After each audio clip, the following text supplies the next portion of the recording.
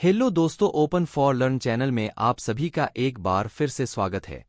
आज की इस वीडियो में हम जानेंगे कि अंग्रेज भारत से कितना सोना लूट कर ले गए, आरबीआई के पास कितना सोना है, आरबीआई अपना सोना विदेश में क्यों रखता है, भारत द्वारा 100 टन सोना वापस लाने के पीछे की वजह तथा आरबीआई इतने सारे सोने का क्या करेगा।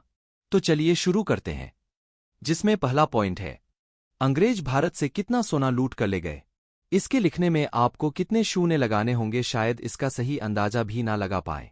मीडिया रिपोर्ट के अनुसार 1765 से 1938 तक अंग्रेजों ने कुल 9.2 ट्रिलियन पाउंड का खजाना लूटा था।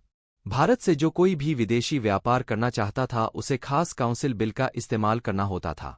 दूसरा पॉइंट है आरबीआई के पास कितना सोना है। मार्च 2024 तक आरबीआई का कुल स्वर्ण भंडार 822.10 मीट्रिक टन है। इस कीमती वस्तु का एक बड़ा हिस्सा विदेश में संग्रहीत है। भारत के पास भी अन्य देशों की तरह बैंक ऑफ इंग्लैंड के पास सोना है। भारत में 100 मीट्रिक टन की आवाजाही से स्थानीय रूप से संग्रहीत कुल मात्रा 408 मीट्रिक टन से अधिक हो गई है, जिसका अर्थ है कि स्थानीय और विदेशी होल्डिंग अब लगभग समान रूप से विभाजित है। इस गुरुवार को जारी वित्त वर्ष 24 के लिए केंद्रीय बैंक की वार्षिक रिपोर्ट के अनुसार जारी किए गए नोटों के समर्थन के लिए भारत में 308 मीट्रिक टन से अधिक सोना रखा गया है, जबकि अन्य 100.28 टन सोना स्थानीय स्तर पर बैंकिंग विभाग की संपत्ति के रूप में रखा गया है। वार्षिक रिपोर्ट में कहा गया है कि कुल स्वर्ण भंडार में से 413.79 मीट्रिक टन विदेशों में रखा गया है। इसमें तीसरा पॉइंट है आरबीआई अपना सोना विदेश में क्यों रखता है। ऐतिहासिक रूप से 1990 से 91 के विदेशी मुद्रा संकट के दौरान भारत ने $405 मिलियन का ऋण प्राप्त करने के लिए बैंक ऑफ इंग्लैंड को अपने स्वर्ण भंडार का एक हिस्सा गिरवी रख दिया था। हालांकि नवंबर 1991 तक ऋण चुका दिया गया था, लेकिन आरबीआई ने रसद कारणों से सोने को यूके में ही रखने का विकल्प चुना।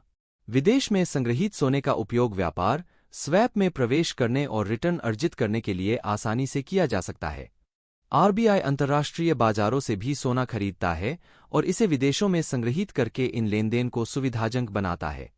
ब्रिटेन में सोना रखने के भी निम्न कारण थे। औपनिवेशिक विरासत।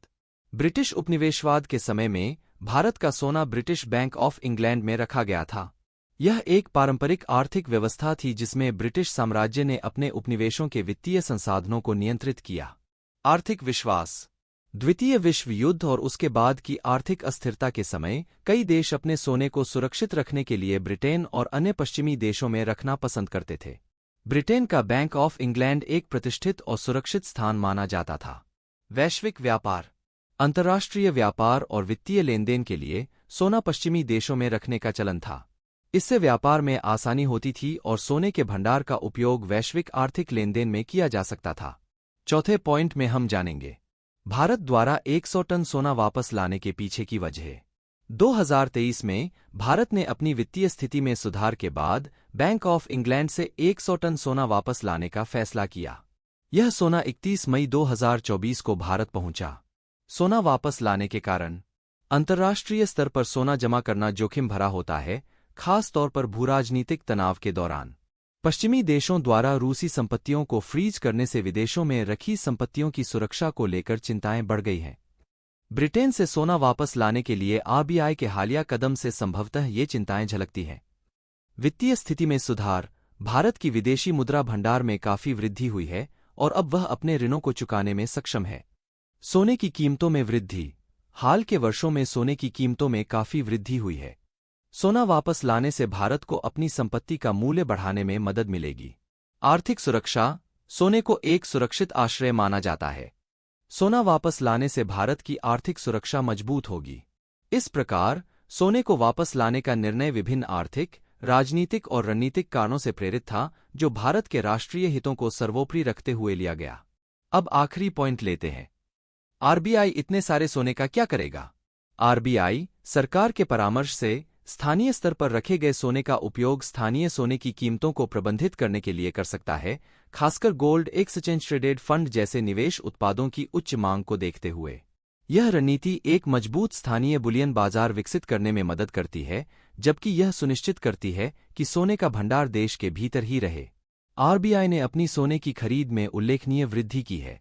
2024 के पहले 4 महीनों में ही आरबीआई ने पिछले पूरे साल में खरीदे गए सोने का 1.5 गुना खरीदा है।